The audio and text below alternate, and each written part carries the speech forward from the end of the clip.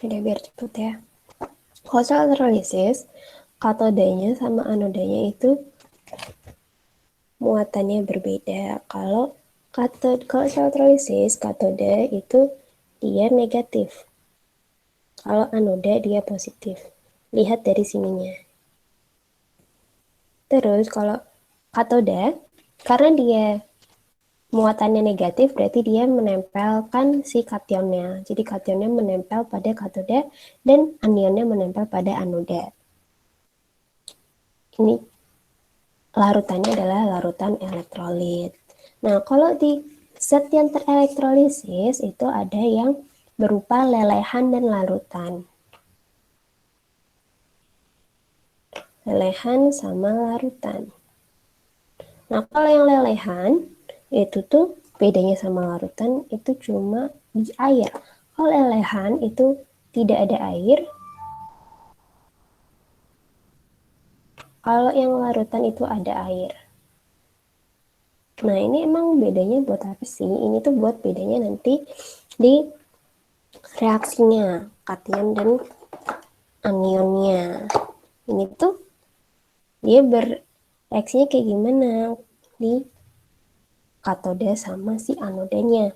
Kalau di katoda itu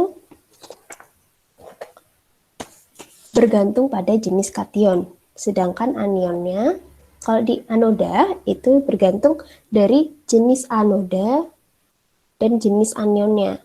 Kalau katoda itu cuma dari jenis kationnya aja. Kalau dari kation, kalau misalnya kationnya itu dari logam aktif, dari golongan 1A, 2A, Al, dan Mn, itu yang menang adalah air. Jadi airnya yang tereduksi. Jadi nanti di reaksi elektrolisis yang menang itu adalah si airnya. Dan reaksinya itu yang kayak gini, pasti. Karena kalau ya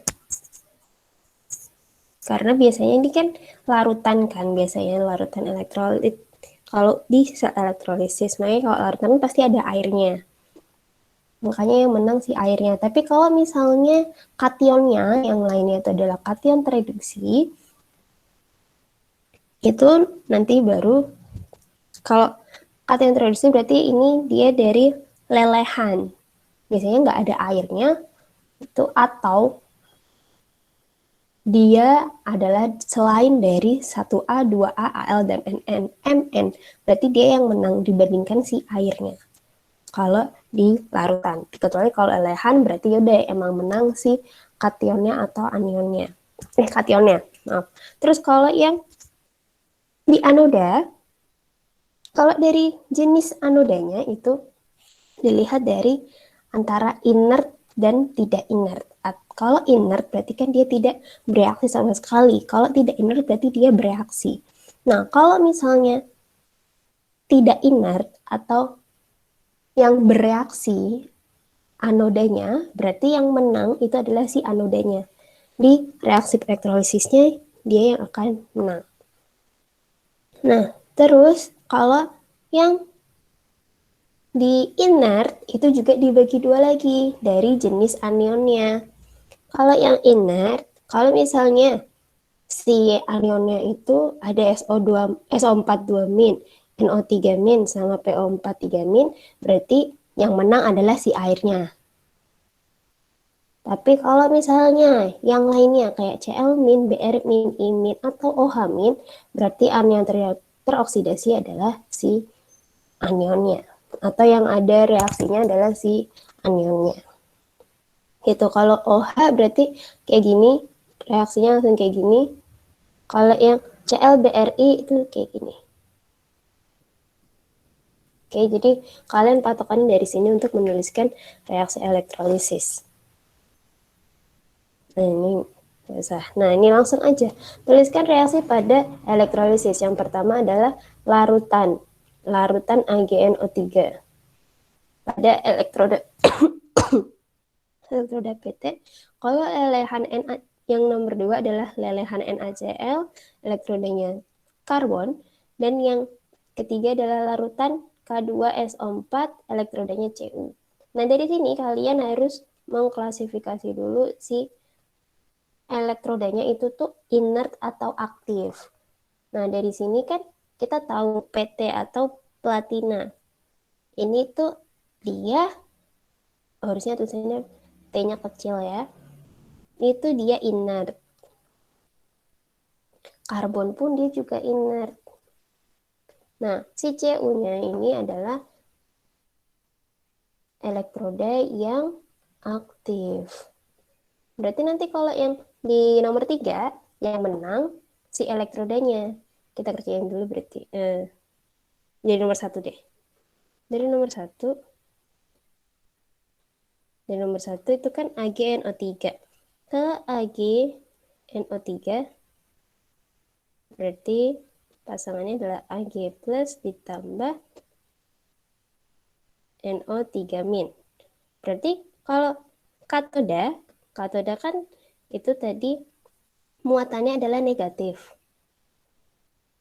Berarti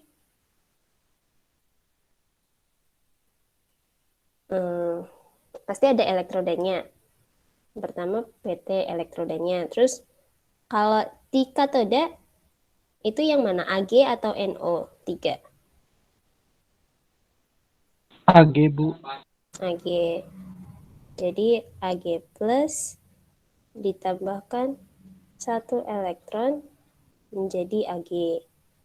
Terus karena dia larutan, berarti kan dia ada airnya. Berarti dia ada H2O-nya juga ditulis. Terus kalau yang di anoda, yang dia di muatan positif, pasti ada elektrodanya juga. Berarti ada PT-nya. Terus berarti karena yang atas itu katodenya sudah Ag, yang bawahnya berarti kalau di anoda berarti yang NO3 min. NO3 min. Oh, bentar. Sebelum masuk ke sini salah. Kita tulis ini Ag plus sama NO3 min. Nah, terus habis itu karena larutan juga dia punya H2O. Nah, habis itu karena dia inert, yang nomor 1 kan PT itu inert, berarti dia itu tidak menuliskan reaksi. Tidak ada reaksi yang terjadi. Jadi di sini tidak ada reaksinya. Terus kalau yang si katoda, kalau kita masuk ke katoda kan antara Ag sama H2O. Nah, kalau Ag itu masuk ke golongan berapa?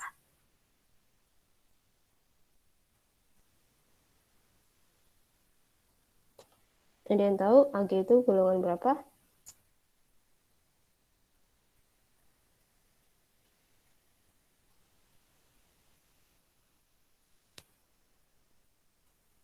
Iya, Ag golongan berapa?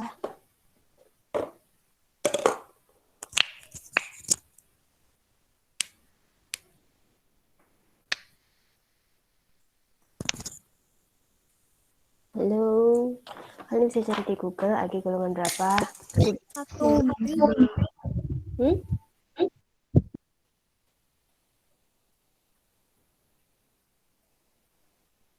Golongan berapa? 1, Kak. 1B. 1B. Berarti kan dia tidak masuk ke golongan logam aktif. Karena yang logam aktif itu kan golongannya 1A, 2A, Al, sama Mn. Berarti kalau gitu antara Ag sama H2O yang menang adalah si Ag-nya. H2O-nya itu tidak bereaksi, tidak ada reaksinya. Berarti yang tadi udah saya tulis di awal, Ag-nya plus 1 elektron menjadi Ag. Gini. Terus kalau di anoda, antara NO3 sama H2O, yang menang siapa? H2O bukan, Kak? H2O, iya. Karena yang tadi diketahui, si NO3, kalau ada yang NO3 min, SO42 min, sampai O43 min, dia akan kalah sama si air.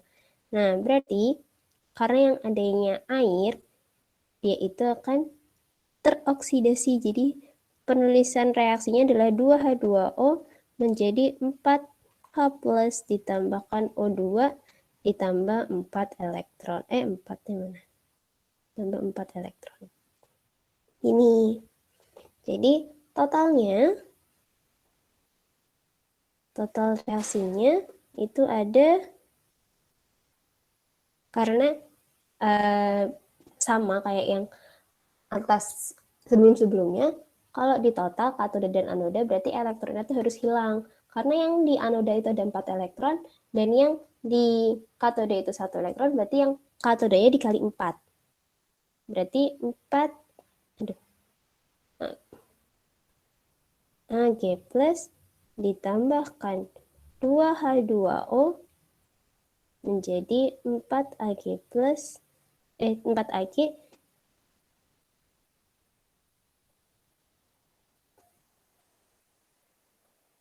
4Ag ditambah 4H plus ditambah O2 ditambah tambah O2 udah kelar. Karena elektronnya hilang. Sampai sini ada yang mau tanyakan dulu sebelum kita. Kalau yang lelehan berarti diselesain dulu aja ya, baru nanti tanya. Kalau yang nomor 2, yang lelehan itu kan berarti si NaCl. NaCl jadinya Na plus ditambahkan Cl min. Berarti si katodenya ini ada C-nya. Terus ada siapa? Na atau Cl kalau di katode? Na plus. Oke, Na plus. Berarti, nah karena dia lelehan, berarti dia tidak ada airnya. Jadi kita tidak usah menuliskan H2O. Terus berarti sini anoda, di sini ada C, terus berarti sisanya itu Cl min. Nah, sekarang kalau di katoda yang karena C itu inert, karbon elektrodanya itu inert, berarti udah tidak ada reaksinya. Jadi yang karena nggak ada pembandingnya itu si air, berarti tinggal yang menang itu pasti si anion dan kationnya. Jadi ini tinggal 1 elektron, jadi Na, terus ini juga kalau Cl min itu ada 2 Cl min menjadi Cl 2 ditambahkan 2 elektron. Berarti totalnya yang atas kan dikali 2 kan, biar elektronnya hilang semua, berarti 2 Na plus ditambahkan 2 Cl min menjadi 2 Na ditambah Cl2.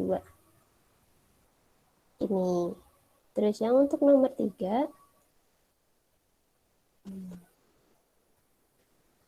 nomor 3 itu K2SO4. K2SO4.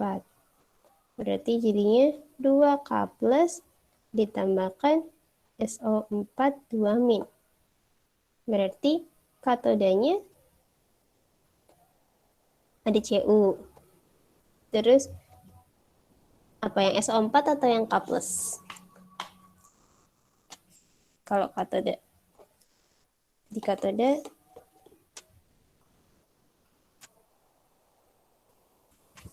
K plus. K plus. K plus. Terus karena ini larutan, berarti ada airnya. Ada H2O. Terus berarti kalau anoda ada Cu-nya, terus ada SO4 2 min. Terus ada air juga H2O.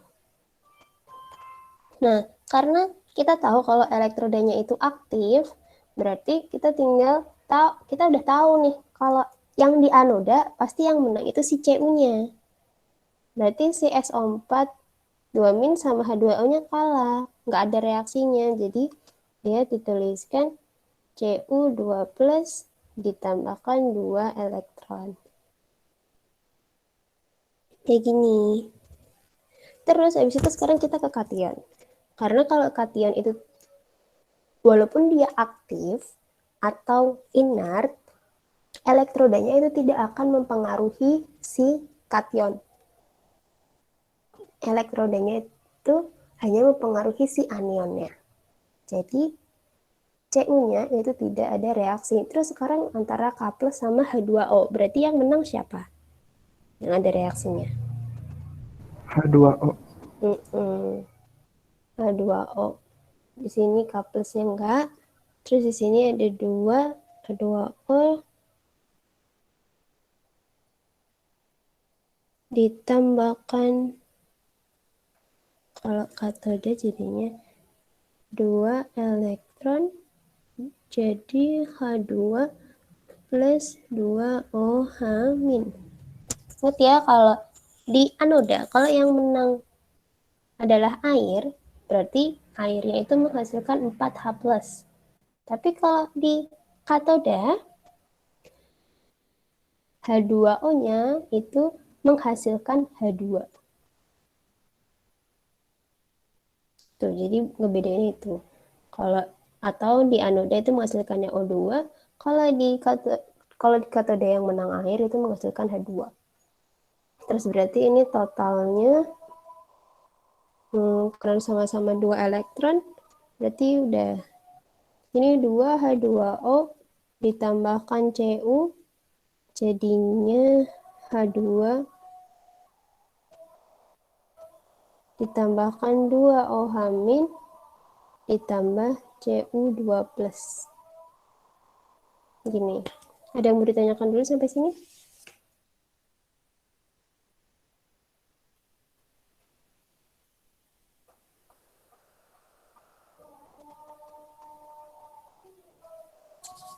Enggak ya? Oke. Nanti bisa kalian lihat aja. Terus sekarang ini ada contoh lain.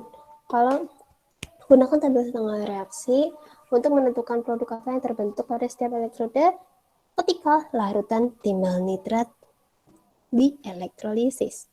Ini larutan timbal nitrat. Timbal nitrat itu kan berarti Pb NO3 2 kali. Ini jadinya Pb2 plus ditambah sama 2 NO3 min. Nah, tapi di sini kan tidak dikasih tahu elektrodanya itu apa. Berarti kita boleh berasumsi yang elektrodanya itu yang inert. Jadi bisa PT atau karbon yang biasanya umum digunakan. Tapi sekarang kita coba mengasumsikannya si PT-nya. Oke, berarti kalau di katoda, di sini kan ada PT. Terus si katodanya yang Pb apa yang NO3? PB. Pb2 plus sama, karena ini larutan berarti ada airnya. Terus kalau nih sekarang di anodanya ada PT, terus NO3 min, terus sama ada air. Nah, berarti kita ke katoda dulu karena inert nggak ngefek elektrodanya. Terus berarti yang menang si Pb apa H2O? Kalau di katoda. Pb. Iya. Karena Bukan logam golongan 1A2A3. Bukan golongan logam. iya, benar. Terus jadinya ini adalah 2 elektron menjadi Pb. Terus kalau yang anoda yang menang NO3 atau H2O-nya.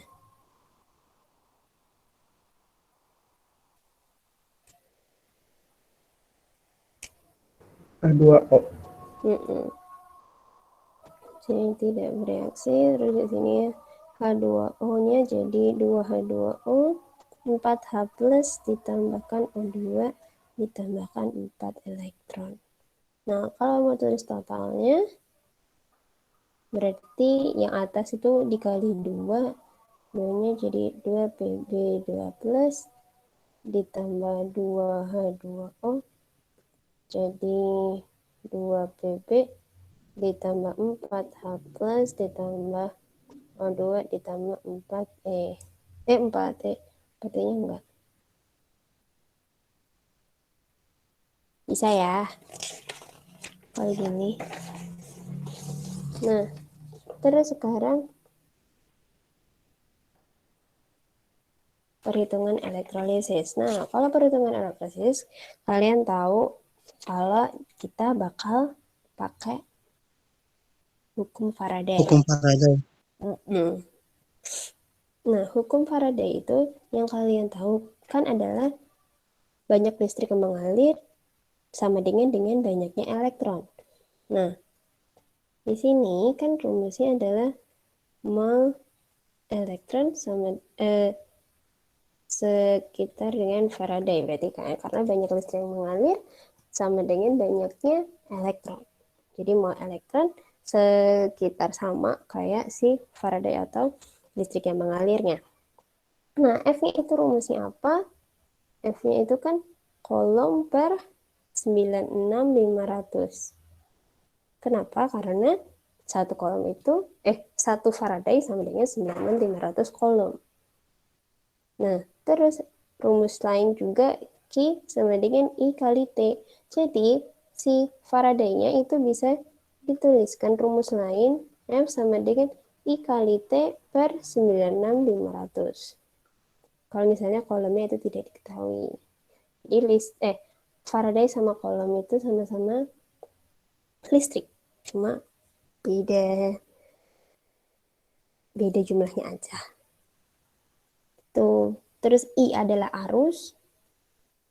I arus itu satuannya ampere ya. Terus ada T itu waktu dan satuannya itu sekon atau detik. Tuh. Nah, terus sekarang kita masuk ke contoh soal. Di sini ada I-nya sebesar 4,75 ampere. Terus berapakah waktu yang dibutuhkan untuk melapisi piring patung dengan 1,5 gram Cu dari larutan CuSO4? Berarti masanya itu adalah 1,5 gram massa Cu-nya. Nah, terus ditanyain waktunya berapa. Nah, berarti kan kita tinggal pakai si rumusnya tadi. Bisa pakai yang Faraday sama dengan I kali T per 96500. Tapi kan di sini cuma diketahui gram sama ampernya doang, baru I sama M. Terus gimana kita pakainya? Kita jangan lupa dulu. Nanti kita bakal pakai rumus yang mol elektron sama dengan I kali T per 96500. Dari mana? Dari mol elektron yang sama dengan Faraday. Terus Faraday-nya kita pakai yang I kali T per 96500. Sekarang ditanyakan adalah si T-nya. Nah, buat tahu molnya, berarti kan kita harus tahu AR-nya. AR-nya si Cu. Berapa? Ada yang tahu AR-nya Cu?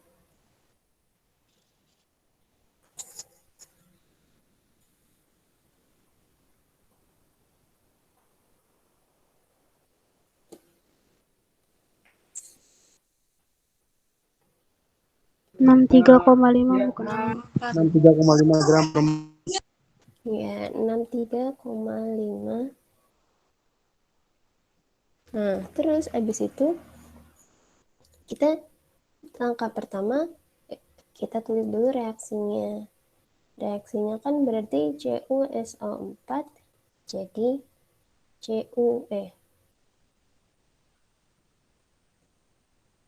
Cu2 plus ditambahin SO4 2 min kan. Berarti Cu-nya sendiri kan karena Cu2 plus Cu2 plus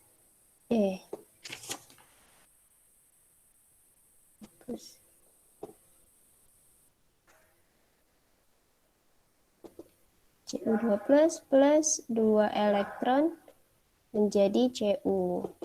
Nah, terus di sini kan kalian cek dulu. Karena ini kan kita tahunya adalah Cu2 plus. Ya kan, dari CuSO4. Dan di sini kita cari aja mol elektronnya. Gimana cara carinya mol elektron? Di sini kan kita tahunya AR sama MCU. Berarti kita bisa cari mol CU-nya dulu. Mol CU kan M per AR. Berarti 1,5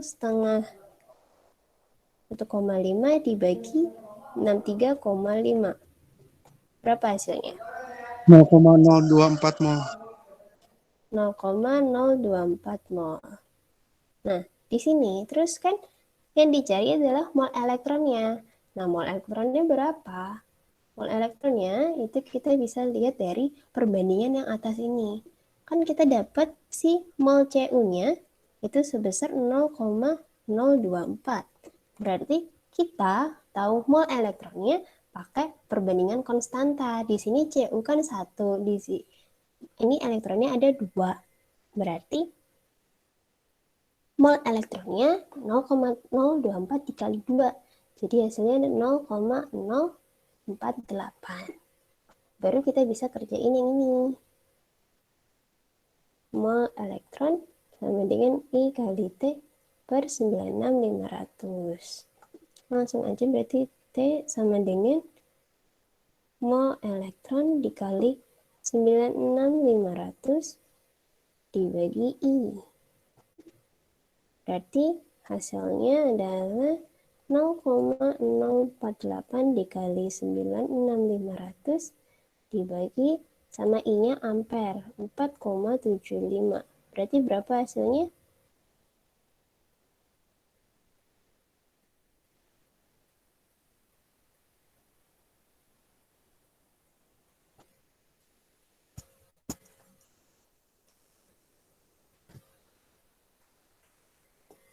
Berapa hasilnya? 0,048 dikali 96500 dibagi 4,75.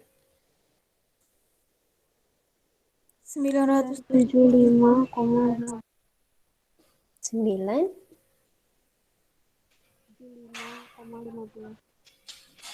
975,15. 975 bagi 60. Ini kan Hasilnya detik. 16. Nah, tapi kan yang ditanyakan adalah menit. Berarti dari detik kalian jadikan menit. Hasilnya berapa? 16,25. Ya, 16,25 menit. Nah, selesai. Jam sini dia mau ditanyakan?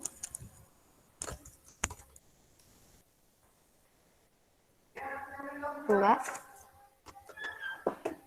Oke. Kalau gitu, kita lanjutin soal berikutnya. Untuk melindungi dari karat, bagian pipa besi di elektrogalvanized dengan 1,25 seng dari larutan NaZnOH4 dalam suasana basah. Setengah reaksinya adalah ZnO4 OH4 tambah 2E menjadi Zn plus 4OH-. Jika proses dilakukan selama 8,75 menit, berapa besar arus listrik dalam apa yang dibutuhkan? Berarti ini kita kan tahu ada nih 1,25 gram. Di sini ada waktunya 8,75 menit. Terus di sini juga ada reaksinya. Berarti kalian ya udah sama kayak yang tadi. Berarti kalian cari ini karena seng. Seng itu kan berarti Zn ya. Berarti nanti kita nggak usah cari dari Na2 ZnOH4, langsung aja ZnOH4 2- kita langsung pakai yang setengah reaksinya ini. Terus ditambah 2 elektron menjadi Zn dash ditambah 4 OH-.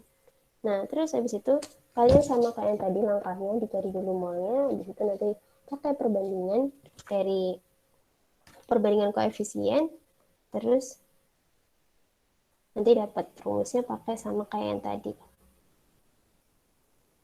Rumusnya pakai yang mol E sama dengan I kali T per 96500. Sama, coba terus nanti ini tinggal kalian kerjain sendiri aja. Oke. Nah, sekarang kita masuk ke kimia inti.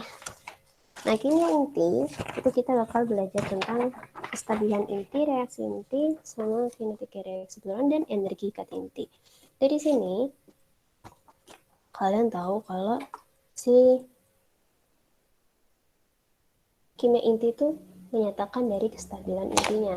Entah nanti dia ada yang peluruhan dari betanya, atau peluruhan alfa, atau peluruhan positronnya.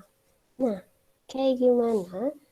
Basicnya itu kita harus tahu notasi dari atomnya, dan kalian harus nanti bawa tabel periodik biar kalian ingat-ingat, atau biar kalian cara nyarinya gampang. Nah, dari sini kan kalian tahu kalau si atom itu kan pasti ada penyusunnya. Nah, penyusunnya itu apa aja?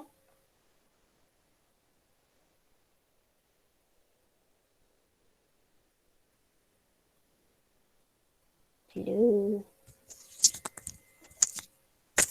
Proton, elektron, neutron.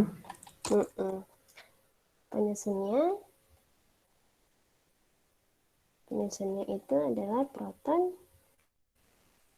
neutron, dan elektron. Nah, kalian tahu jumlahnya proton, jumlahnya neutron, jumlahnya elektron itu dari mana? Kalau jumlahnya proton dari mana? Sama kayak nomor atom nggak, Kak? Iya, kalau proton itu sama dengan kayak nomor atom, atau kalau dari sini berarti yang bawahnya atau yang Z. Kalau neutron?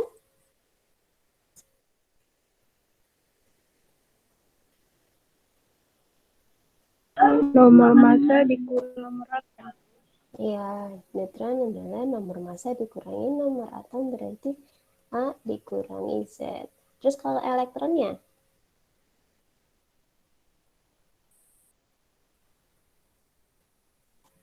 Nomor massa. Elektronnya bukan nomor massa, tapi masih sama kayak nomor atom. Jadi, proton dan elektron itu biasanya sama. Jadi ingat ya, kalau proton itu di Z, neutron itu A dikurangi Z, atau atas kurangi bawah, dan yang elektron itu adalah Z juga, sama kayak si proton. Nah, terus habis itu kalian juga tahu kan kalau misalnya nanti tuh kalian bakal ditemuin sama isotop. Apa itu isotop?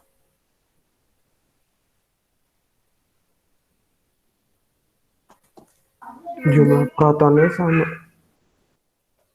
Ya, isotop adalah jumlah atom yang memiliki jumlah proton yang sama, tetapi massa yang berbeda. Jadi, atau Z-nya sama, si A-nya beda. Contohnya itu ada dari Fe. Fe kan protonnya itu kan 26. Terus ada yang masanya 55, ada juga yang masanya 56. Nih, jadi sama-sama jumlah protonnya itu sama-sama 26. Tuh. Nah, terus nanti kalau misalnya kan tadi di awal kita menyebutkan ada kestabilan inti kan. Nah, untuk kestabilan inti ini kita itu bisa melihat dari grafik ini. Nah, dari grafik ini kalian kan lihat ada huruf apa sih? Bentar. Nih. Nah, di sini kan garis lurus ini itu kan semakin menjauhi dari yang pita ini kan. Nah, kalau kalian melihat ini, itu kalau di kiri atau yang garisnya vertikal itu kan jumlah dari neutrons, dan yang garis horizontal itu adalah jumlah dari protonnya. Nah, kalau kayak gini, kita tuh bisa melihat kestabilan inti dari suatu atom, itu kita lihat dari neutron per protonnya. Neutron per proton. Nah, kita bisa bilang kalau neutron proton itu sama dengan 1 dan atomnya itu stabil itu dari mana? Dari grafik ini. Kalau misalnya si atomnya itu jumlah neutronnya kurang dari 20 atau sama dengan 20. Kurang dari sama dengan 20. Karena dia masih masuk ke dalam range-nya si pita kestabilan. Oke, jadi kalau misalnya nomor atomnya kurang dari sama dengan 20, dia bisa dikatakan stabil karena neutron per protonnya sama dengan 1. Kalau udah neutron per protonnya itu lebih dari 1 dan neutron per protonnya kurang dari 1, dia itu akan tidak stabil. Nah, kalau yang neutron per protonnya lebih dari 1, dia itu akan memancarkan beta. Nah, kalau beta itu namanya beta negatif di sini. Atau peluruhan beta. Peluruhan beta atau memancarkan beta, atau melepaskan beta, atau ada emisi beta. Nah, itu kalau neutron per protonnya lebih dari 1. Berarti dengan kata lain, neutronnya itu angkanya sangat besar. Lebih besar dari protonnya. Sedangkan kalau yang neutron per protonnya kurang dari 1, dia itu akan memancarkan si beta juga, tapi beta positif, atau yang nama lainnya adalah positron. Di sini adalah peluruhan positron atau penangkapan elektron juga bisa. Tuh. Nah, terus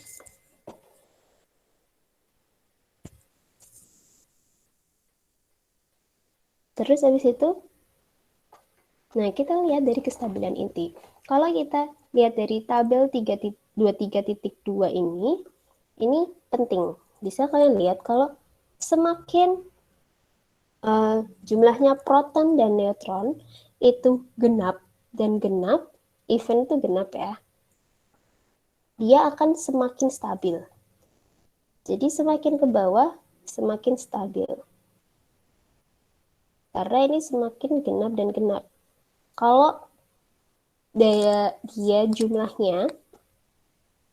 proton dan neutronnya itu ganjil dan ganjil, dia itu semakin tidak stabil. Bisa dilihat dari sini, kestabilan cuma 4, 50, 53, 157. Perbedaannya beda banget. Terus bisa kalian lihat juga di sini kalau protonnya itu ganjil, neutronnya genap, berarti dia masih kalah kestabilannya dibandingkan yang protonnya jumlahnya genap. Jadi ini kalian ingat-ingat juga. Semakin kalau proton dan neutronnya itu sama-sama genap, berarti dia akan lebih stabil. Nah, terus kalau misalnya di sini ada beberapa titik yang harus kalian tahu, kalau proton dan neutronnya nilainya 28, 20, 50, 82, dan 126, itu tuh lebih stabil dibandingkan inti-inti lainnya. Kalau misalnya nanti sama-sama ada salah satu yang mengandung proton dan neutronnya, atau salah satu dari proton atau neutron, protonnya misalnya 2, neutronnya 3, dan itu dibandingkan sama protonnya 3, neutronnya 2. Nah, yang protonnya 2 itu lebih stabil dibandingkan yang 3. Nah, terus ini yang kalian ingat aja. Jumlah elektron dalam gas mulia. Oh, elektron ini adalah dari gas mulia. Ini bisa kalian sebut juga sebagai magic number. Terus, nanti yang jumlahnya proton dan jumlah neutronnya genap lebih stabil dibandingkan energi yang sama kita tadi. Nah, terus kalau isotop dengan nomor atom yang lebih dari 83, berarti nomor atom lebih dari 83, dia masuk ke sifatnya yang radioaktif. Berarti dia kurang stabil. Dia tidak stabil. Nah, kalau dan juga si radioaktif ini kan biasanya kalian tahu kalau radioaktif itu dipakai buat kayak apa sih? Kayak nuklir gitu-gitu kan. Tapi selain itu, radioaktif ini juga bisa menghitung umur fosil atau bangunan yang kayak arkeolog-arkeolog gitu. Nah, itu bisa dilihat dari kestabilan intinya. Nah, terus ada. Dan sekarang kita lanjut lagi latihannya. Kak, maaf boleh back ke 2 slide sebelum ini? Dua slide sebelum ini. Nih, Oh, atau ini. bentar Kak. Nah iya. Oke. Udah Kak. Makasih Kak. Oke. Nah, sekarang kita masuk ke latihan. Nah, yang di nomor 1. Perkirakan masing-masing nuklida berikut ini stabil atau radioaktif dan jelaskan alasannya. Di sini kan kita coba yang A dulu. Ada boron. Boron apa? Boron ya? B itu boron. Di sini atasnya nomor masanya 10 dan nomor atomnya itu 5. Berarti protonnya berapa, neutronnya berapa?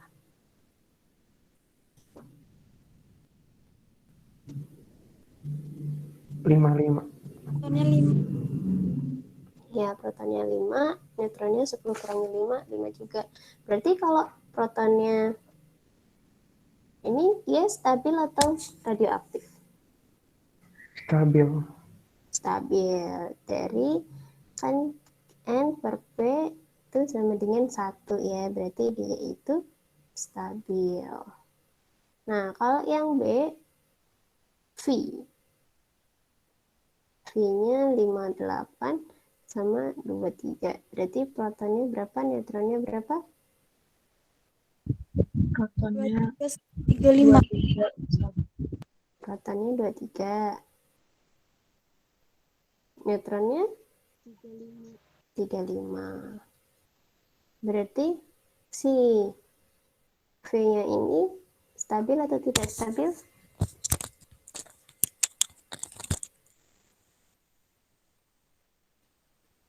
Kita cek dulu si N per P-nya. Jadi N per P-nya kan 35 per 23. Hasilnya berapa? 1,5. 1,5. Berarti kalau 1,5 itu kan dia lebih kan? Berarti dia itu tidak stabil. Kalau tidak stabil berarti dia radioaktif. Nah, ini alasannya adalah karena perbandingan neutron per protonnya adalah 1,5. Tuh. Terus sekarang kalau yang nomor 2. Yang nomor 2 gimana nih?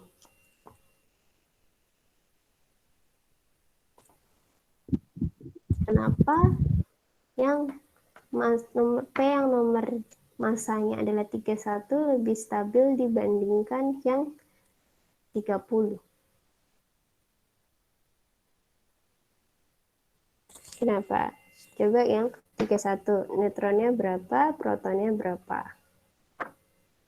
Neutronnya 16, protonnya 15. Neutronnya 16, protonnya 15. Terus kalau yang ini, neutronnya berapa, protonnya berapa?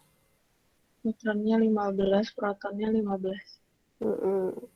Nah, terus kenapa yang di kiri lebih stabil dibandingkan yang kanan?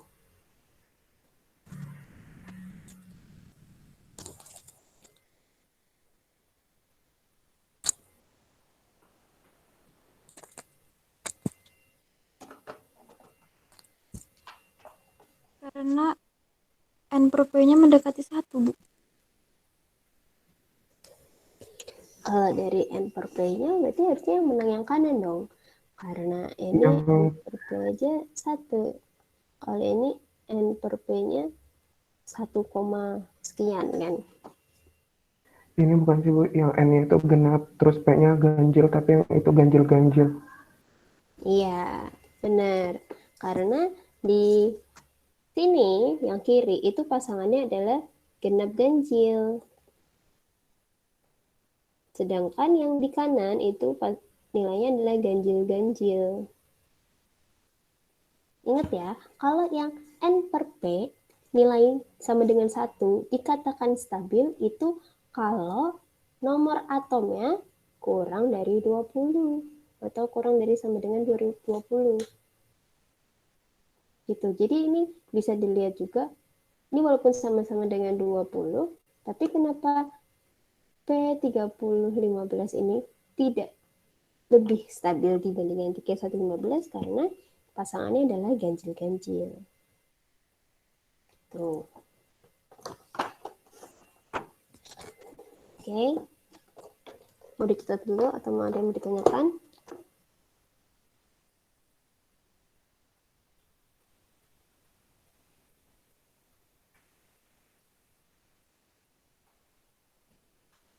Ibu maaf, izin bertanya. Itu tadi yang kurang dari 20 itu apa ya Bu?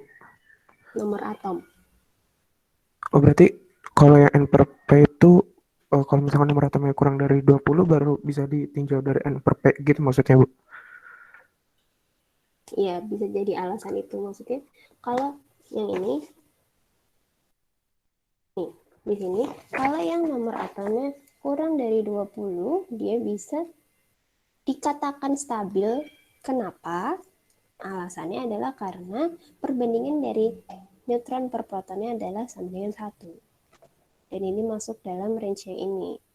Karena garis pitanya ini, garis lurus N per P-nya ini sama pitanya ini tuh mepet.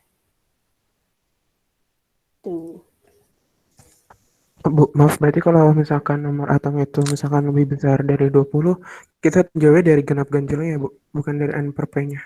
Iya, lebih amannya gitu. Oke, terima kasih Bu. Ada lagi yang mau ditanyakan?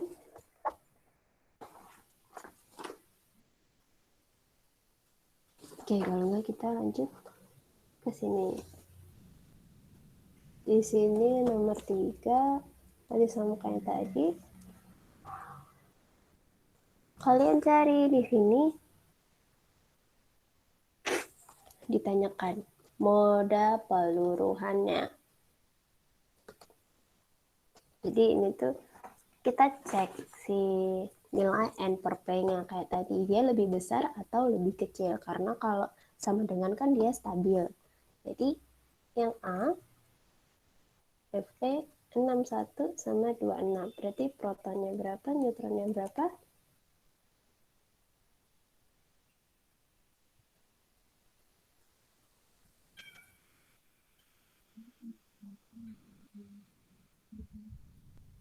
Protonnya dulu, Fe. Ini 26. 36, neutronnya 25. Protonnya berapa? 26. Protonnya 26, neutronnya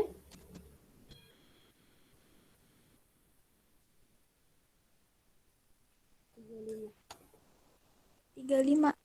35. Berarti dari sini neutron per protonnya nilainya 1,3. 1,3. Berarti kan dia maksudnya N per P lebih dari 1. Kalau lebih dari 1, berarti dia memancarkan beta. Ya kan? Ingatin tadi. Terus sekarang kalau yang B, di sini kan AM 241 sama 95. Berarti protonnya berapa, neutronnya berapa? Protonnya 95, neutronnya 146. 146. Nah, karena ini jauh sangat berbeda. Berarti N per P-nya itu pasti lebih dari 1. Nah, Kalau dari sini kalian juga harus lihat dia tuh nomor atomnya, nomor atom atau si Z-nya itu kan lebih dari 83. Berarti dia itu yang memancarkan apa? Di sini ada N per P lebih dari 1 sama nomor atomnya berarti lebih dari 3. Radiasi. Iya, dia tidak stabil, dia sebagai radioaktif. Tapi dia memancarkannya apa radioaktifnya? Gelombangnya apa? Alfa bukan ya? Iya, karena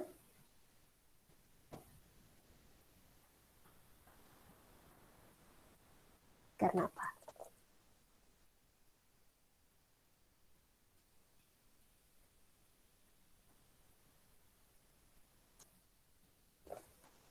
Dia alfa, memancarkan alfa karena adalah nilai atomnya nomor atomnya lebih dari 83. Tuh. Ingat ya, walaupun N per P-nya itu lebih dari 1, tapi kalau misalnya nomor atomnya itu lebih dari 83, pasti dia akan memancarkan alfa, tanpa kalian harus menghitung N per P-nya. Tuh. Terus sekarang kalau yang nomor bawahnya yang A, jadi disuruh juga untuk mencari mode peluruhannya. Di sini ada 40 sama 22 Ti. Berarti proton sama neutronnya berapa?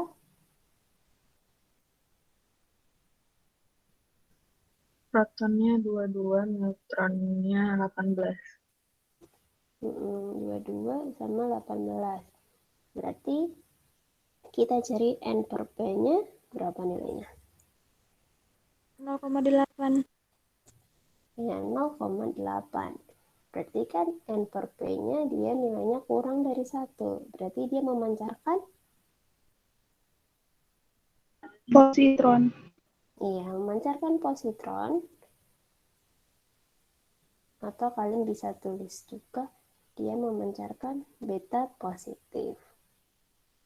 Tuh, terus kalau yang B ada 65 sama 4 sama 27 CO. Berarti dia memancarkannya apa?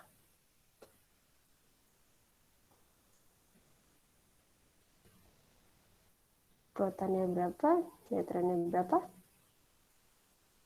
Protonnya 27, neutronnya 38. 38. Berarti N per P-nya nilainya berapa? 1,4. 1,4. Berarti N per P-nya lebih dari 1. Berarti dia memancarkan?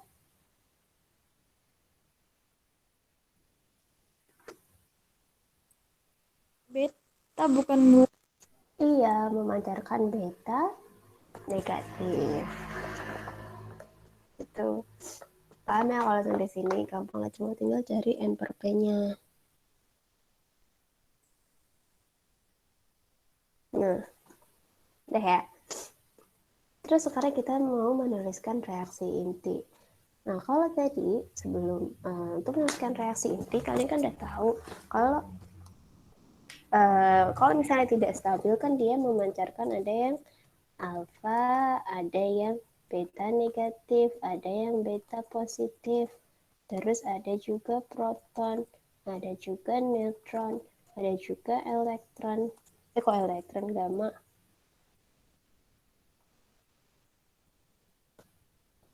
Ada juga gamma.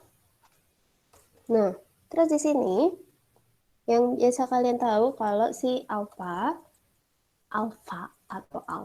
itu tuh dia nomor masanya 4, nomor atomnya 2. Sedangkan beta itu adalah 0 atau minus 1.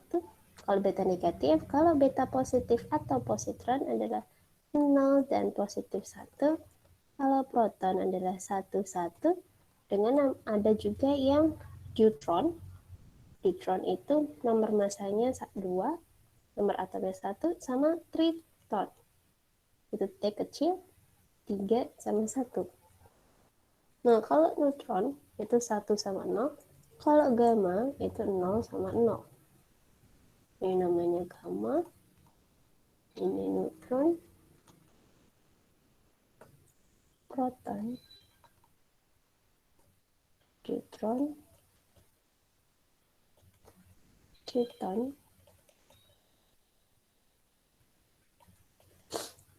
positron, beta, atau elektron, sama alfa. Atau yang, nah kalau yang nomor masanya 4 dan nomor atomnya adalah 2, itu biasanya ada di helium. Biasanya 4 sama 2. Dan helium ini banyak didapatkan di matahari. Nah, terus ini, kalau misalnya kan di soal pasti nanti kan kalian akan mendapatkan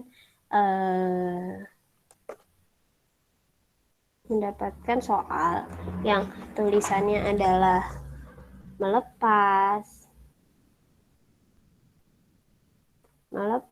memancarkan, terus peluruhan, ataupun nanti juga ada yang menuliskan emisi. Itu nanti partikelnya itu ada di kanan panah. Oke, partikelnya di kanan panah. Jadi misalnya nih ada contoh itu melepaskan partikel alfa. Berarti nanti rumusnya adalah panah terus alfa. Tapi kalau misalnya dia ada yang menyerap atau menembak atau ditembakkan, itu kebalikannya. Partikelnya itu di kiri panah. Jadi misalnya nanti partikel gamma ditembakkan ke gamma ditembakkan kayak gitu. Ada terus bentar ini latihannya. Nah, terus kalau di sini nanti kan ini untuk menuliskan reaksi intinya. Nah, ini kita pakai contoh dulu. Contohnya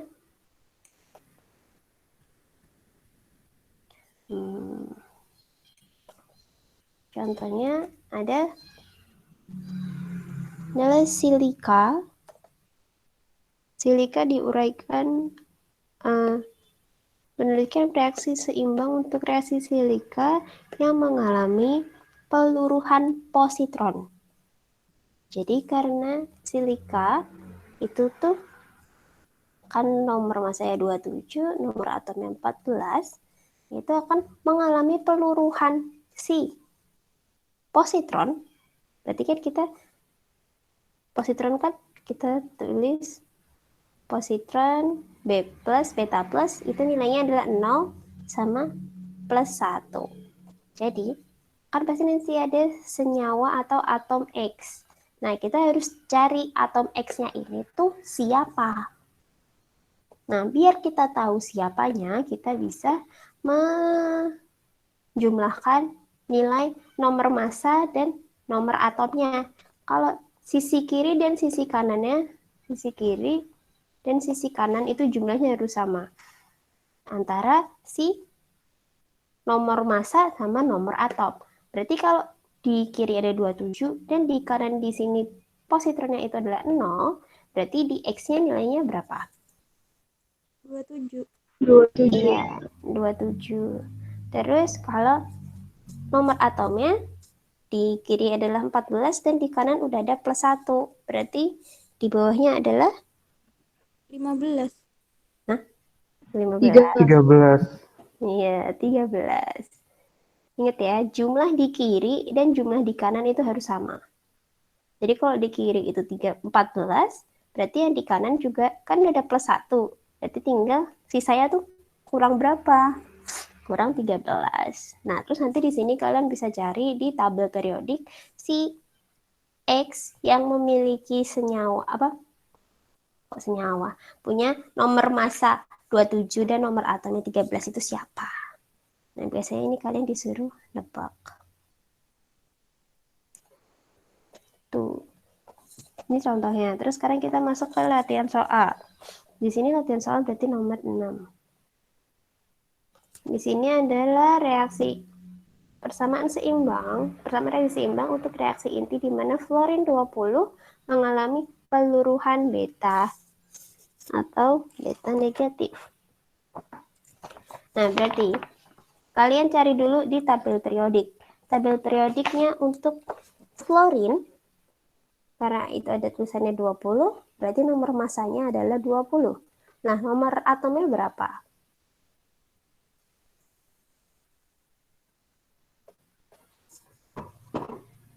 9. 9.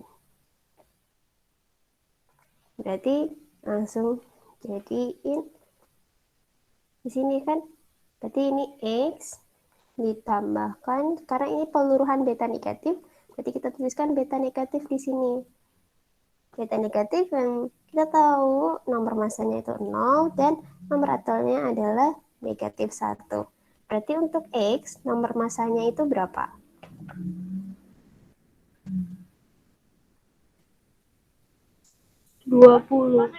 Iya, 20.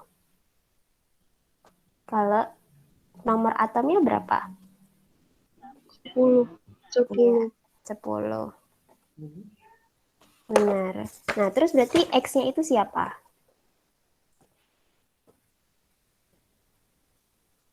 Neon. Iya, neon. Berarti bisa kita tuliskan 29 fluorin, jadi 20, 10 neon, ditambah 0, negatif 1 beta. Gitu. Nah, sekarang yang kerjain yang bawahnya, nomor 7. Di sini ada peluruhan beta negatif lagi, berubah menjadi, enggak. Di sini mintanya reaksi inti di mana suatu nuklida akan mengalami peluruhan beta negatif dan berubah menjadi cesium. Berarti yang hasilnya itu adalah si cesiumnya. Jadi kita harus cari X menjadi cesiumnya 133 CS ditambahkan 0 min 1 beta negatif. Berarti di sini nomor atomnya berapa si CS? 55. 55. Berarti si X-nya ini nomor massa dan nomor atomnya berapa? 133 sama 54. Iya, 133 sama 54. Berarti X-nya itu siapa? Xenon. Iya, xenon. Jadi 133, 54, xenon. 1335 CS ditambah 0 min 1 beta negatif. Tuh. Jadi nanti kalian bacanya soalnya yang teliti ya. Ini kalau yang tadi di atas kan mengubah fluorin dari fluorin mengalami peluruhan, terus hasilnya apa? Itu yang dicari. Kalau yang di bawah itu apa yang terjadi proses peluruhan beta berubah menjadi cesium. Jadi nanti jangan lupa dibacanya baik-baik. Dan pelan-pelan aja bacanya nanti. Nah, terus sekarang kita masuk ke kinetika peluruhan radioaktif. Di kinetika peluruhan radioaktif, yang kalian lihat di sini kan berarti semakin lama waktu nilai konsentrasinya akan semakin turun. Ini mengikuti dari orde 1 kan. Dan rumusnya adalah ln n sama dengan ln n0 dikurangi lambda t. Atau lambdanya ini bisa kalian ubah menjadi k atau konstanta karena lambda adalah konstanta peluruhan. Jadi konstanta ini bisa juga diganti sama k. Kalau misalnya kalian sudah familiar dengan k-nya. Terus rumusnya adalah untuk konstanta peluruhannya itu ln 2 dibagi dengan waktu paruh. Jadi ln 2 sama dengan atau bisa kalian langsung tuliskan si nilai ln 2-nya adalah 0,693. Jadi 0,693 dibagi paruh waktu. Tuh. Dan ini juga bisa kalian tuliskan rumusnya ln n per n0 sama dengan min lambda t atau min kt juga boleh. Bisa kalian tuliskan ln n atau nanti ln nt biar kalian lebih bisa ngebedain. Karena nt itu berarti kan jumlah atom pada waktu t. Kalau n0 berarti pada konsentrasi n pada waktu 0. Itu biar bisa bedain nt sama n0. Nah, nanti tergantung bisa n-nya itu kan itu cuma kayak senyawa, bisa kalian ubah-ubah lagi sendiri. Nah, terus sekarang kita masuk ke aktivitas peluruhan. Di sini aktivitas peluruhan itu sama kayak tadi rumusnya. Karena kalau tadi kan n itu kan kinetika peluruhan radioaktif. Nah, ini juga masih masuk ke kinetikanya. Tapi kita bisa tulisin rumusnya itu pakai ln AT per A0 sama dengan min lambda kali T. Sama aja cuman diubah. Kalau aktivitas kan A.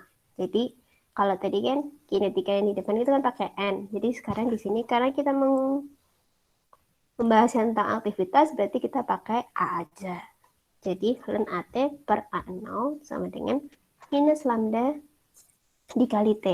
Nah, untuk yang si aktivitas ini tuh kalian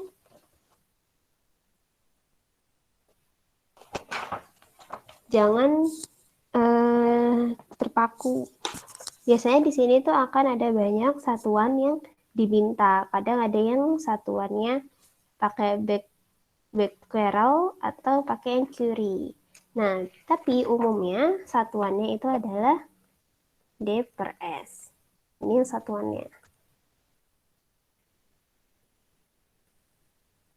Nah, tapi ini satuannya itu maksudnya adalah banyak partikel yang ditangkap dibagi per waktu atau per second. Nah, tapi kalian juga yang sedih kalau pakai yang ditanyakan yang becquerel itu lambangnya adalah Becky.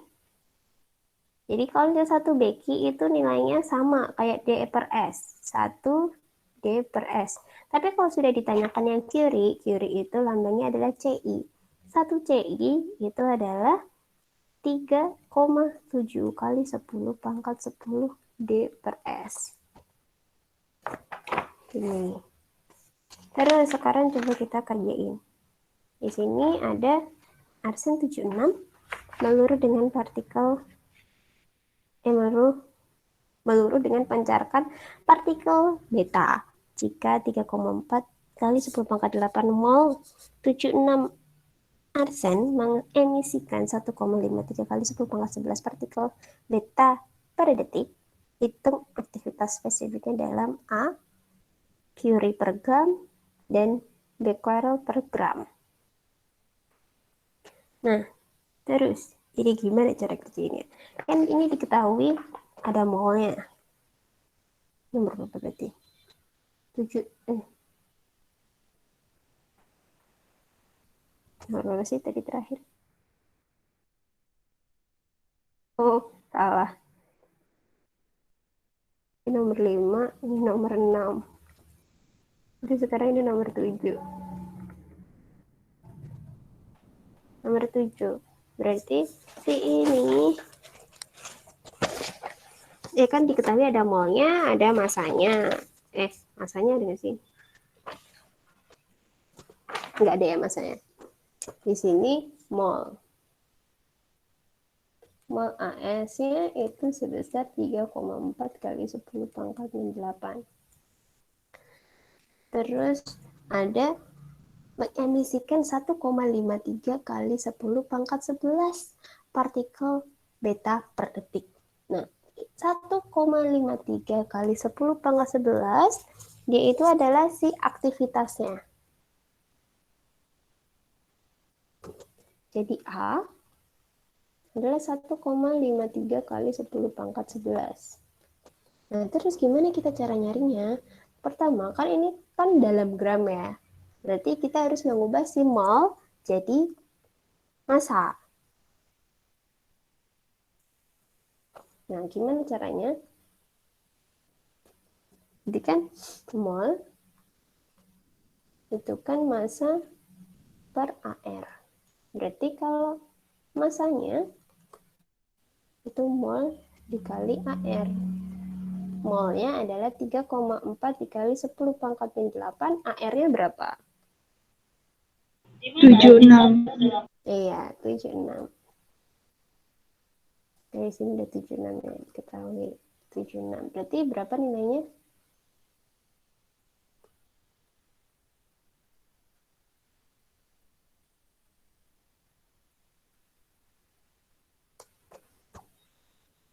Tiga koma empat dikali 6 dikali 10 pangkat min 8.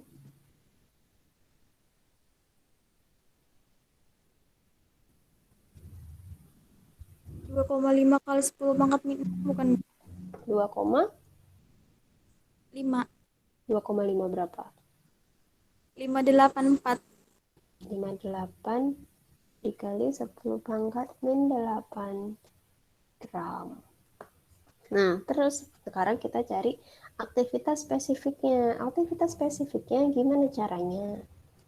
Untuk mencari aktivitas spesifik dari CI, kan di sini tuh tidak diketahui dia maunya udah diketahui pakai CI. Nah, berarti untuk dapat spesifik aktivitasnya atau aktivitas spesifiknya kita lambangin pakai AS aja. Rumusnya adalah si A dikali, karena ini satuannya D per S. Karena ini per detik. Jadi, iya, kok AS sih? Ada AS. Jadi janganlah. Ntar gini. Ibu maaf, itu pangkat min 6. Min 6? Iya, kalau pangkatnya min 8 hasilnya 258,4. Oke. Min 6. Min 6. Oke. Berarti kalau kayak gini, mana nih? Aktivitas spesifik. Berarti nilainya adalah A dikali si, kan ini satuannya D per S. Berarti tinggal kita ubah satuannya jadi, langsung aja lah angkanya.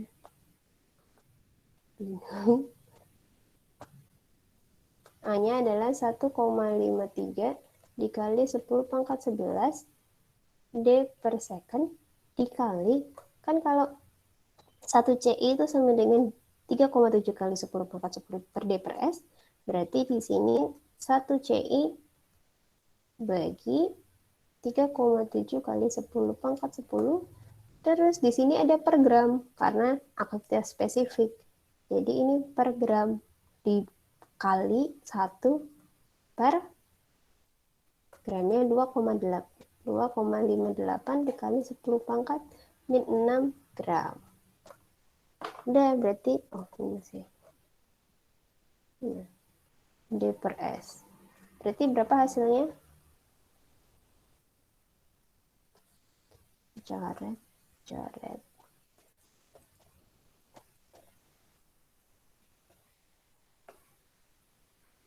1,53 kali 10 pangkat min 11 dibagi 3,7 kali 10 pangkat 10 dikali 2,58 kali 10 pangkat min 6.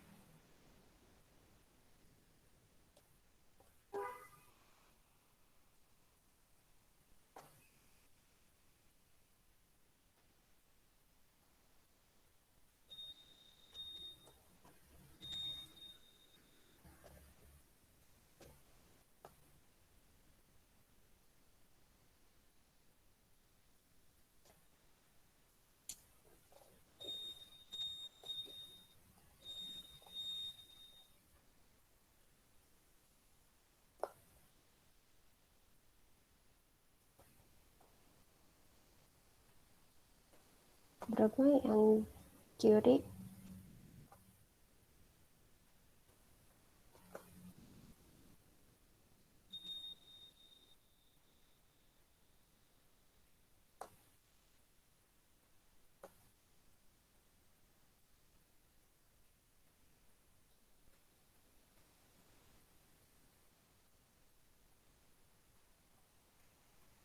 Ada yang menghitungkan?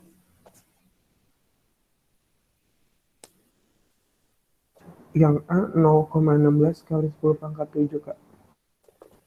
0,16 kali 10 pangkat 7 berarti 1,6 kali 10 pangkat 6. Ini kan CI per gram. Nah, kalau yang B berapa? Karena yang B itu ditanyakannya becquerel per gram, karena becquerel 1 becquerel sama dengan 1 D per S, jadinya langsung aja dibagi sama gramnya.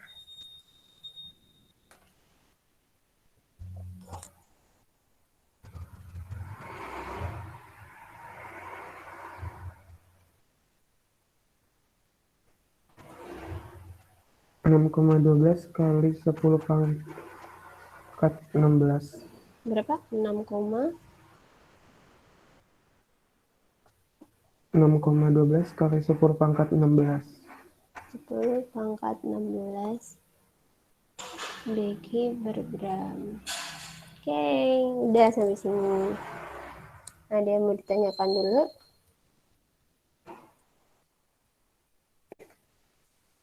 Kak, maaf yang tadi salah 5,93, Kak. Bukan 6,12, maaf, Kak. 5,93. Oke.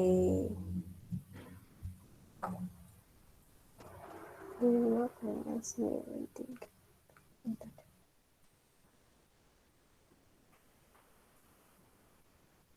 Dah. Sampai sini ada yang mau ditanyakan dulu nggak?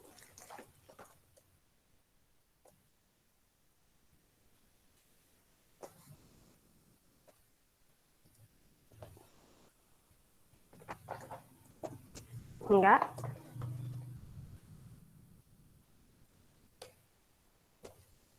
Kalau ya, saya lanjut lagi ya.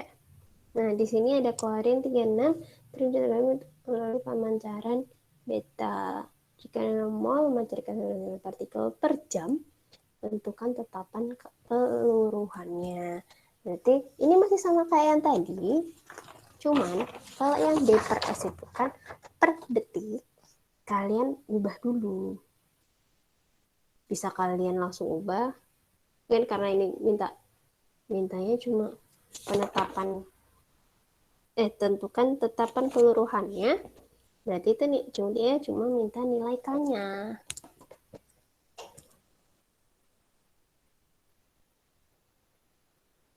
Nilai K-nya itu rumusnya adalah A per N. A itu dari aktivitasnya dan N-nya adalah nukleusnya atau nuklei intinya. Nah, A-nya kalau di sini kan kalian tahu si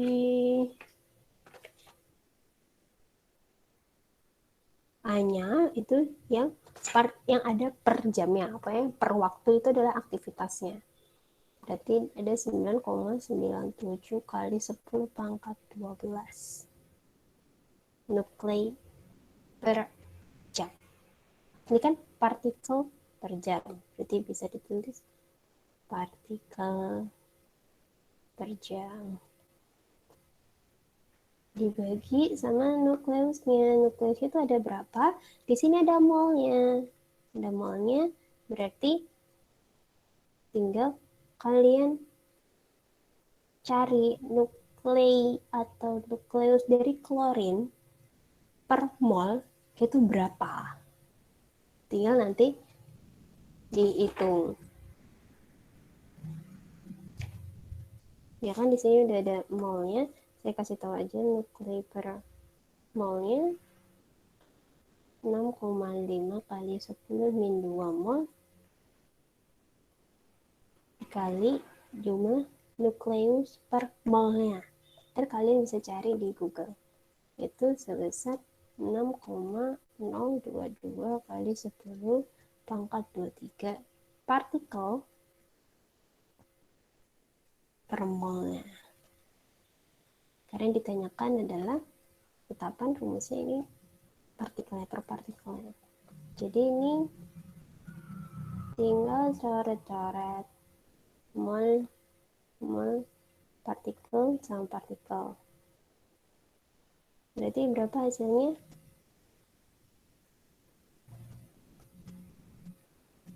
Nilai K-nya 2,5.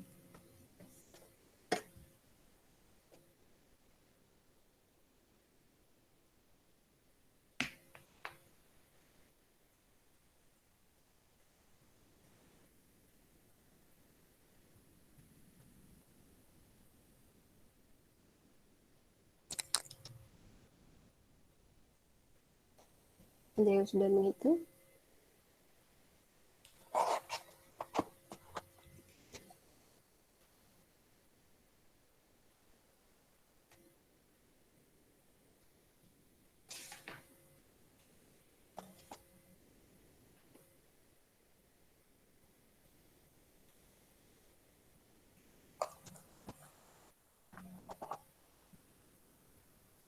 Dua koma lima empat kali 10 pangkat min 10, Kak.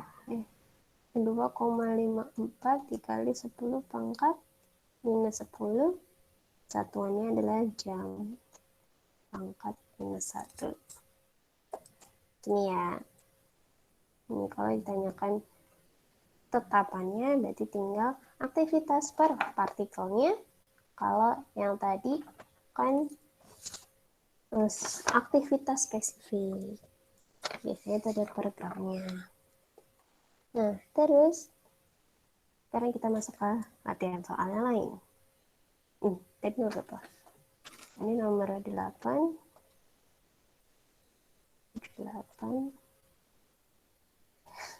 8. Sekarang berarti nomor 9. 9. Nanti yang 24. Nah, ditanyakan berapa aktivitinya terdapat di dalam badan pasien. Nah, berarti di sini natrium bisa digunakan, diketahui ada waktu paruhnya ada 15 jam, tinggal mengurangi pembuluh darah. Jika pasien diinfeksi dengan larutan 24 NaCl pelarut air yang mempunyai kereaktifan atau aktivitas awal itu 2,5 dikali 10 pangkat pangkat 9. Berarti di sini adalah A0. A0 itu 2,5 kali 10 pangkat 9 D per S. Nah, terus di sini ada waktu paruhnya ada 15 jam. Terus ditanyakan kalau diinfusnya setelah 4 hari, itu aktivitasnya berapa? Berarti ditanyakannya adalah si AT-nya. Ya kan? Berarti kita bisa pakai langsung masukin aja. Nanti jangan lupa, ini kan hari, jadi harus kalian ubah ke jam. Berarti len AT per A0 sama dengan min lambda kali T, berarti sama aja kayak len AT dikurangi len A0 sama dengan minus lambda dikali T. Berarti len AT-nya kan yang dicari. Dikurangi len dari 2,5 kali 10 pangkat 9 sama dengan K-nya. K-nya atau lambdanya kan tadi dapetnya dari len 2 per waktu paruh. Berarti minus len 2 dibagi 15 jam. Ini berarti pakai satuan D per S. Jam. Nah, ini karena ini mintanya 4 hari, ditaruh di sini juga waktunya. Waktunya dikali 4 hari. 1 hari kan 24 jam. Berarti 24 jam per 1 hari. Ya, berarti tinggal dicoret-coret. Coret. Berarti berapa nih nilainya? Len AT sama dengan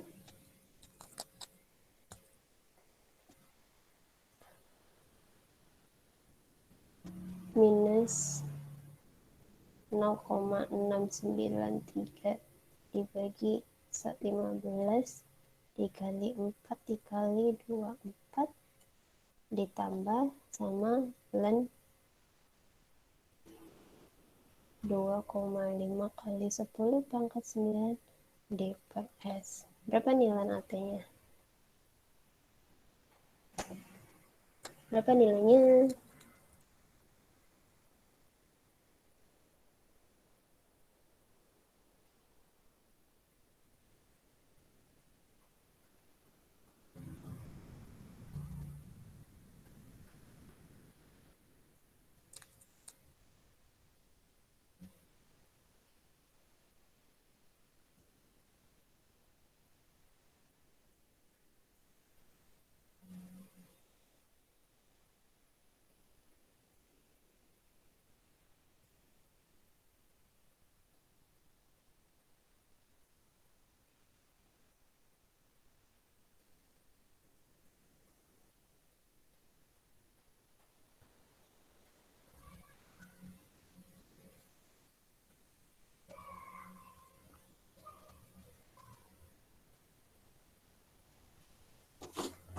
Berapa nilainya len AT?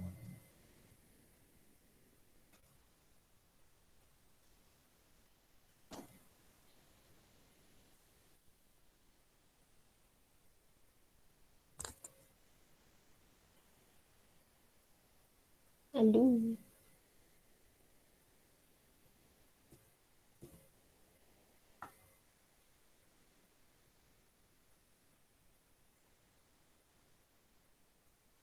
Dua lima koma enam bukan? Berapa? Minus 25,6. 25,6. 25,6.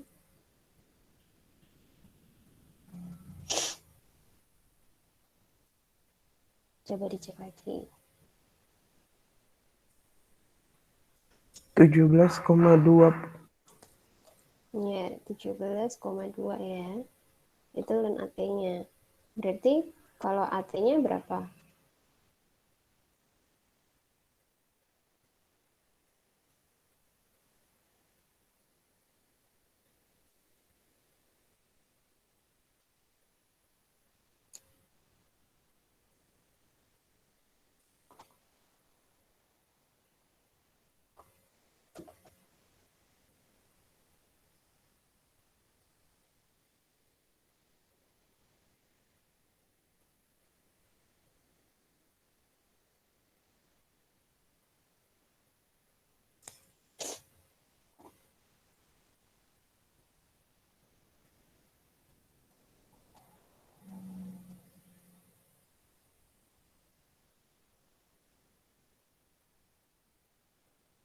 Berapa?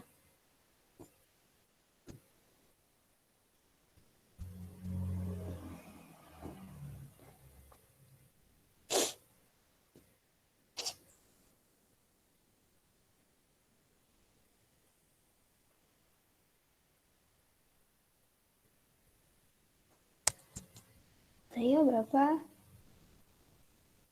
Bisa kan hitungan AT-nya? Kok lama banget?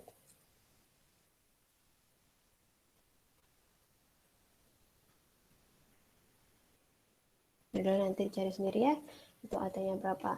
Terus sekarang di sini kita lanjut soal yang berikutnya. Sama kayak tadi, cuma kalian disuruh nyari fraksinya. Fraksinya berarti nanti adalah A0 dikurangi AT per A0. Dan nanti kalian cari A0-nya dulu berapa, AT-nya berapa, terus nanti baru kalian bisa dapat si fraksinya. Terus sekarang, ini kan tadi nomor 10, ini nomor 11. Terus, di sini nomor 11 masih sama kayak yang tadi, ditanyakan berapa umur Mumi, berarti yang ditanyakan T-nya, itu masih sama pakai rumus yang tadi. Terus sekarang ini tanya nomor 12. Nomor 12 masih sama, ditanyakan berapa umur tuniknya, masih sama pakai T. Terus sekarang kita masuk ke energi ikat. Energi ikat di sini adalah energi yang dibutuhkan untuk memecah inti menjadi komponen, yaitu proton dan neutron. Nah, di sini kita pakai rumusnya delta E sama dengan delta M dikali C kuadrat. Tapi delta M ini adalah selisih massa atau defek massa. Delta M sendiri itu adalah rumus dari jumlah massanya proton ditambahkan jumlah dari massanya neutron dikurangi sama massanya isotopnya. Itu. Dan nilai dari proton dan neutron itu tidak boleh disingkat atau tidak boleh dibulatkan. Jadi kalau di sini kan proton ini sebesar 1,007825. Jadi kalau harus tulis semuanya. Harus. Terus ini juga neutronnya 1,008665.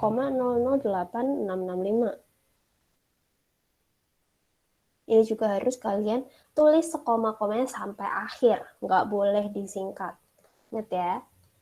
Nggak boleh. Aduh.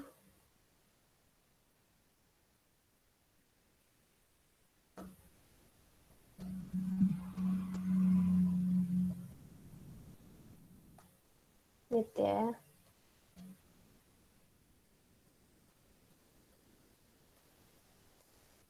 Nggak boleh disingkat. Nggak boleh. Ingat ya. Tuh. Terus nanti satuannya adalah dari energi ikatan intinya atau BE. Itu adalah satuannya SMA. Tapi nanti pasti ada satuan lainnya. SMA itu bisa jadi Joule, bisa juga jadi MeV. MeV. Di mana nilai MeV-nya itu 1 SMA sama dengan 931,5 MeV. Ini harus kalian ingat. Terus ntar ini untuk energi ikatan pernukleonnya. Kalau ditanyain pernukleonnya, berarti tinggal energi ikatan atau BE dibagi sama jumlah nukleonnya. Nukleonnya itu adalah proton ditambah neutron. Tuh. Oke. Nah, terus di sini, kalau dari grafik sini, itu energi ikatan inti pernukleon nilainya akan semakin meningkat apabila kestabilan intinya juga semakin meningkat. Jadi mereka sebanding. Terus sekarang kita masuk ke nomor soal yang berikutnya. Di sini ada nomor 13. Jumlah besar nikel dan besi membentuk inti bumi. Nikel 58, nuklidanya sangat stabil. Hitung energi pengikat inti pernukleon.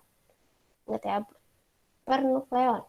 Jadi ini 58 ini massa atomnya sekian, dia dibandingkan dengan Fe yang punya ini sekian. Jadi kita ini ngebandingin kalau Ni si nikel sama Fe si besi itu tuh lebih stabil yang mana? Apakah sama atau beda? Nah, terus kalian coba kita kerjain yang Ni dulu. Kalau Ni itu di sini kan ada 58. 8 berarti atomnya berapa? Nomor atomnya.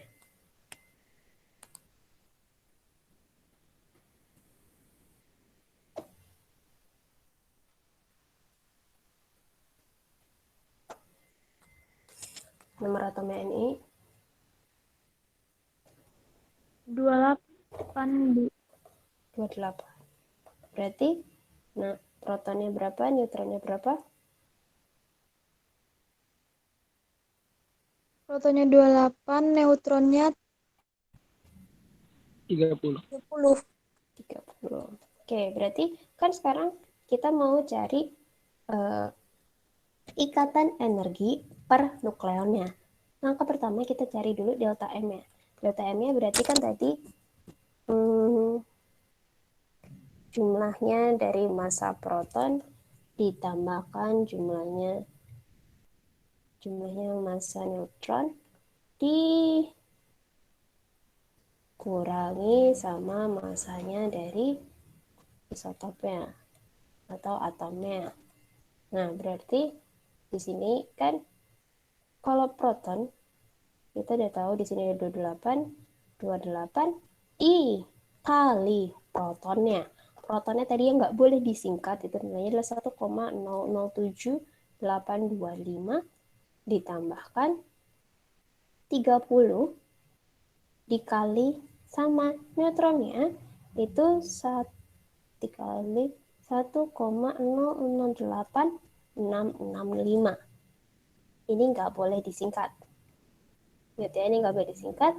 Terus dikurangi massa dari isotopnya. Nah, massa dari isotopnya ini dari massa atom yang diketahui ini.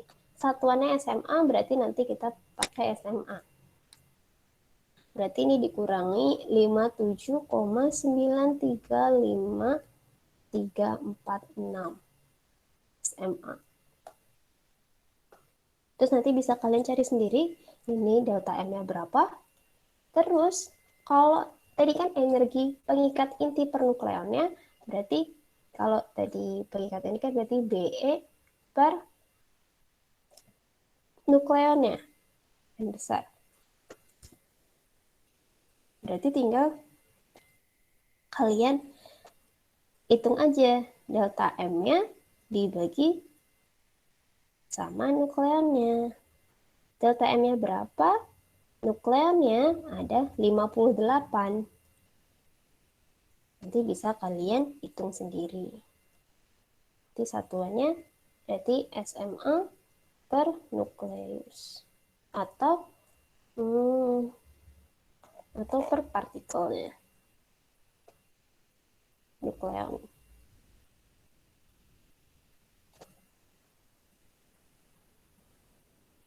Gitu. Terus nanti kan ini baru yang Ni.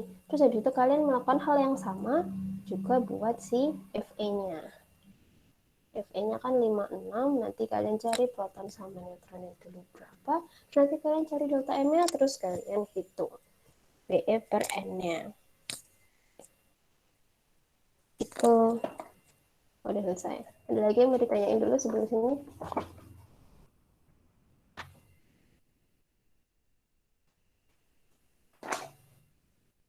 Ada yang mau ditanyakan?